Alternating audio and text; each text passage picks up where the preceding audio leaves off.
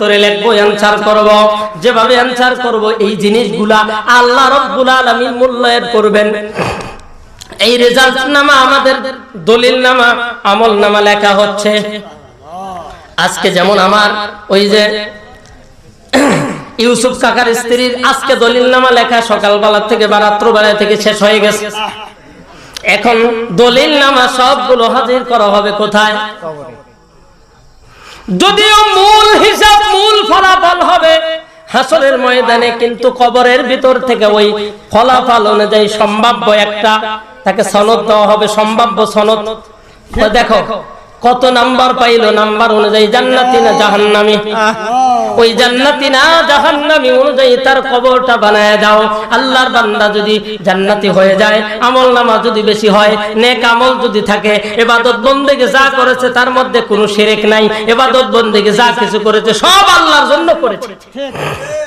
এই জিনিসগুলো যার মধ্যে আছে আল্লাহ রাব্বুল আলামিন বলবে কবরটা আল্লাহ তাআলা, যেমন আমাদের এলাকাতে যদি এমপি মহোদয় আসে তার সম্মান আছে না নাই? এখানে সম্মান নাই, আসলাম না, তাকবীর নাই। ওই 12 তারিখে যখন যাব কত সম্মান করবে। মানিকগঞ্জে মাহফিলে গেলাম, 50টা মোটরসাইকেল 8 কিলো পূর্বে থেকে নিয়ে আসার জন্য গেল 50টা মোটরসাইকেল, প্রত্যেকটি মোটরসাইকেলে 3 জনে করে। আগে হলো বজলুর রশিদ, পিছনে আমি। বজলুর রশিদ বাস্তা তোমারটা আগে থাক, আমি পিছনে থাকি। গেলাম, ওদের তাকবীর শুনে মনে হইল আল্লাহ আমার মতো দুর্বল মানুষ, কিন্তু কোরআনের কারণে এত সম্মান দিয়েছো। এই যে এতগুলি মানুষ, 150 জন মানুষ আমাদেরকে স্বাগতম জানাবার জন্য 8 কিলো পূর্বের থেকে নিয়ে গেল। মুসলমান ভাইয়েরা আমার, এটা কেন? কোরআনের সম্মানের কারণে আমাদেরকে সম্মান করলেন।